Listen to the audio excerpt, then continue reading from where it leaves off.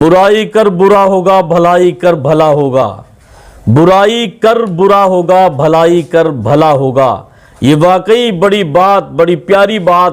کسی نے اپنے دل کا درد اس بات میں پرویا ہے اور حقیقت یہ بیانی کی ہے کہ برائی کر برا ہوگا بھلائی کر بھلا ہوگا۔ چاہے اس بات کو کوئی اولاد اپنے اوپر بھی فٹ کر سکتی ہے یا عوام کوئی اپنے اوپر فٹ کر سکتی ہے۔ اگر کوئی اولاد اپنے ماں باپ کے ساتھ بھلائی کرے گا تو اس کی اولادیں اس کے ساتھ بھلائی کریں گی۔ اگر کوئی انسان اپنے مسلمان بھائی کے ساتھ یا اپنے دیشی بھائی کے ساتھ بھلائی کرے گا، کسی انسان کے ساتھ بھلائی کرے گا تو اس کے ساتھ بھی بھلا ہوگا۔ اگر ہم کسی کے ساتھ بھلائی کریں گے تو ہمارے ساتھ بھی بھلا ہی ہوگا، اور کسی کے ساتھ کوئی برائی کرے گا تو اس کا رزلٹ بھی برائی کا اس کے سامنے ایک نہ دن ظاہر ہوتا نظر آئے گا۔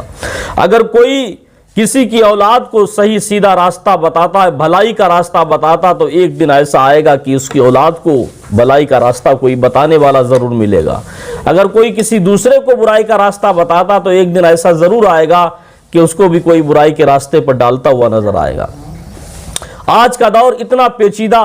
اتنا پرفتن دور ہے۔ آج انسان اتنا بے لگام، اتنا بے حیا، بے شرم ہو چکا ہے کہ جو عالم دین جس کے ہر وقت اس کے جو کام آتے ہیں، وہ عالم دین جو اس کے پیدائش سے لے کر کفن دفن تک کام آتے ہیں، آج یہ قوم اتنی بے لگام، بے غیرت ہو چکی ہے کہ اس نے اپنے علماء کی برائی کرنا شروع کر دیا۔ آج وہ جاہل، نہ ہندے نہ کندے، ایسے نمودار کیٹانو جراثیم پیدا ہو چکے ہیں کہ جو عالم دین تمہیں سیدھا راستہ دکھانا چاہتے ہیں، آج عوام اسی عالم دین کی چوراہوں پہ کھڑے ہو کے برائی کرتی نظر آتی ہے، اور ان کو یہ پتہ نہیں کہ علماء کی توہین کرنا، یہ اپنے آپ میں فخر محسوس کرنا ایک کس چیز کی علامت ہے۔ شیخ عبدالحق محدث دہلوی رحمۃ اللہ علیہ فرماتے ہیں کہ زندگی میں کبھی کسی عالم دین کی برائی مت کرنا۔ یہ کوئی آئرے گہرے نہیں، یہ اپنے وقت کے جید عالموں میں سے شیخ عبدالحق محدث ہیں، محدث دہلوی رحمۃ اللہ علیہ فرماتے ہیں اپنی زندگی میں کبھی کسی عالم دین کی برائی مت کرنا، کسی عالم دین کی ذات میں کوئی عیب مت ڈھونڈنا، عیب مت نکالنا۔ اگر تم نے کسی عالم دین کو برا کہا یا اس کے علم کو حقیر سمجھا تو اللہ تبارک و تعالیٰ تمہاری 10 نسلوں میں کوئی عالم دین کو پیدا نہیں کرے گا۔ 10 نسلوں میں۔ آج ہم لوگ اپنے بڑوں میں عیب نکالتے ہیں، آج ہم علماء کے عیب تلاش کرنے کے لیے جاسوسوں کو لگاتے ہیں، آج علماء کی گرفت کرنے کے لیے علماء اکرام عالم دین کے عیب تلاش کرنے کے لیے اپنی ناجائز اولادوں کو بھی لگاتے ہیں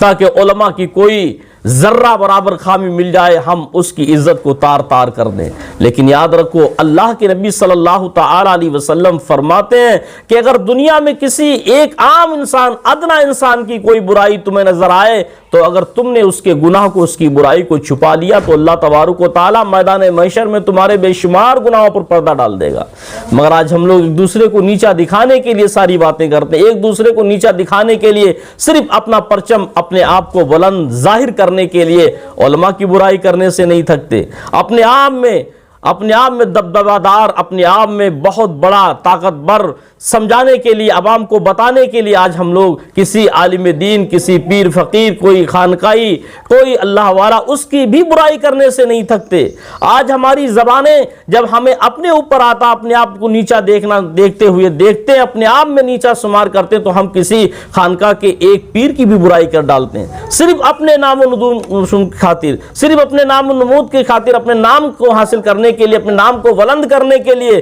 ہم چوراہوں پہ کھڑے ہو کے کسی اللہ والے کی برائی کرنے لگتے ہیں، کسی نیک پرہیزگار عالم دین کی توہین کرنے لگتے ہیں۔ لیکن یہ ابھی تو ظاہر میں تو ایسا لگتا ہے کہ ہم بہت بڑے تیر خان بن چکے ہیں، ہم بہت شیر بن رہے ہیں کسی کی برائی کر کے، لیکن اس کا انجام بہت برا ہوتا ہے۔ حضرت خواجہ حسن بصری رحمۃ اللہ علیہ فرماتے ہیں کہ اگر علماء دین نہ ہوتے تو انسان کی زندگی جانوروں کی طرح ہوتی۔ یہ خواجہ حسن بصری کوئی چھوٹی موٹی چیز نہیں، یہ بہت بڑے اللہ والے فرماتے ہیں کہ اگر علماء نہ ہوتے تو انسانوں کی زندگی ڈنگروں، جانوروں کی طرح ہو جاتی۔ میں کہتا ہوں اگر عالم دین نہ ہوتے تو انسانوں کی زندگی بغیر پانی کے، جیسے بغیر پانی کے فصل ہوتی ایسے ہوتی۔ اگر عالم دین نہ ہوتے اس دنیا کے اندر تو انسانوں کی زندگی، مسلمانوں کی زندگی ایسی ہوتی جیسے بغیر پانی کے فصل ہوتی ہے۔ کیسے فصل سوکھی ساکی، ایسے انسان کی زندگی، انسان کی پیدائش سے لے کر مرتے دم تک علماء کام آتے ہیں۔ آپ دیکھا ہوگا دور کتنا نازک ہے، جب انسان کا وقت پڑتا ہے، جب جاگنے کا عالم قریب ہوتا ہے، گھر میں ابا کی موت قریب آنے کی ہوتی ہے، وہ باپ جو جب تک زندہ رہا علماء کی تو برائیاں کرتا رہا، وہ باپ جب تک حیات رہا، زندہ رہا، تب تک عالموں کی اور پیروں کی، فقیروں کی برائیاں کرتا رہا۔ پڑھا بھی نہیں تھا، الف سے لٹھا بھی نہیں جانتا، اسے یہ بھی نہیں پتا وضو میں کتنے فرائض، غسل میں کتنے فرائض، نماز کیسے پڑھی جاتی، نماز کتنے وقت کی ہوتی، کتنے وقت، کون سے وقت میں کتنی رکعتیں ہوتی، کچھ بھی نہیں پتا، مگر جب بات آتی تو مذاق میں علماء کی برائی کرتا، علماء کی ذات پر انگشت نمائی کرتا۔ آپ دیکھا ہوگا کتنے بولنے والے اب دنیا میں لوگ پڑے ہیں، نہ جانے کیسی کیسی علماء کے بارے میں باتیں کرتے رہتے ہیں، اور ان کو یہ بھی نہیں پتا کہ ایمان کیا ہے، ان کو یہ بھی نہیں پتا کہ ہمارا اسلام کیا، کچھ بھی نہیں پتا۔ اس کے بعد علماء کی تو جب اس کا باپ مرنے کی کگار پر آتا، بستر پر لیٹا ہوتا، تب نہ اس کی اولاد اس کے کام آتی، نہ اس کے بھائی کام آتی، تو گھر سے کہتا جاؤ بیٹو عالم کو بلا کر لاؤ، کسی مسجد کے امام کو بلا کر لاؤ، ہماری روح نہیں نکل رہی ہے، بہت پریشان ہیں۔ اولاد عالم کے پاس آتی ہیں، کہتی ہیں چلو مولوی صاحب ابا کی بڑی طبیعت علیل چل رہی ہے، بہت پریشان ہے، آپ کو یاد کیا۔ کیونکہ یہ حقیقت ہے، ایک نہ ایک دن جب ضرورت پڑتی ہے تو عالم دین ہی کام آتا ہے، چاہے وہ کسی اعتبار سے ہو، دنیاوی اعتبار سے ہو، دین کے اعتبار سے ہو، دیش کے اعتبار سے ہو، ہر اعتبار میں علماء کا وقار، علماء کا کردار رہا ہے۔ اور جب باپ مرنے کا آتا تو اولاد نے رو رو کے سسکیاں لے لے کے کہتی ہیں عالم صاحب، مولوی صاحب، مولانا صاحب، امام صاحب، ہمارے ابا بڑی تکلیف سے نجات دلا دیجئے گا، کوئی قرآن کی آیت کریمہ پڑھ لیجئے گا۔ اب یاد رکھو مسلمانوں، تیرا باپ تو پوری زندگی علماء کی برائی کرتا چلا گیا، اور تو بھی علماء کی برائی کرتا رہا، تیرے مرتے وقت علماء کی زبان سے کلمات نکلیں گے کیا؟ دل سے نکلیں گے؟ کبھی نہیں نکل سکتے۔ لیکن پھر بھی اللہ کے نبی صلی اللہ تعالی علیہ وسلم کا علم، اللہ کے نبی صلی اللہ تعالی علیہ وسلم کا بتایا ہوا راستہ، اللہ کے نبی صلی اللہ تعالی علیہ وسلم کا دیا ہوا علم، اس کا فیضان اتنا عالی شان علماء کے سینے میں ہوتا ہے، پھر بھی عالم کے دل میں ایک رحم اللہ ڈال دیتا ہے، وہ بھی اس کے باپ سے منع بھی کر سکتا ہے کہ پوری زندگی تو اس نے علماء کی توہین کی ہے، پوری زندگی تو نمازوں سے دور رہا، پوری زندگی شریعت مصطفیٰ کا النگھن کرتا رہا، پوری زندگی جو دین کا مذاق اڑاتا رہا، آخری وقت میں اس پر قرآن کی کلمات پڑھنے سے کیا فائدہ، میں نہیں پڑھوں گا، اس کی نماز جنازہ تک نہیں پڑھوں گا، لیکن نہیں کہتا، پھر بھی کہتا چلو کوئی بات نہیں، اس نے ایسی طریقے سے کہا تو اس کے باپ کے لیے دعا کی جائے۔ لیکن عند الناس تو ہو جاتی ہیں ایسی دعائیں، میں تو نہیں سمجھتا کہ عند اللہ کوئی قبول ہوتی ہوں، لیکن آج کے حالات ایسے ہی ہو چکے ہیں کہ آج انسان برائی کرنے سے نہیں تھکتا، لیکن مرتے وقت ایک دن عالم ہی کام آتے ہیں۔ اور یہ حقیقت ہے مسلمانوں، علامہ جلال الدین سیوطی علیہ رحمہ فرماتے ہیں کہ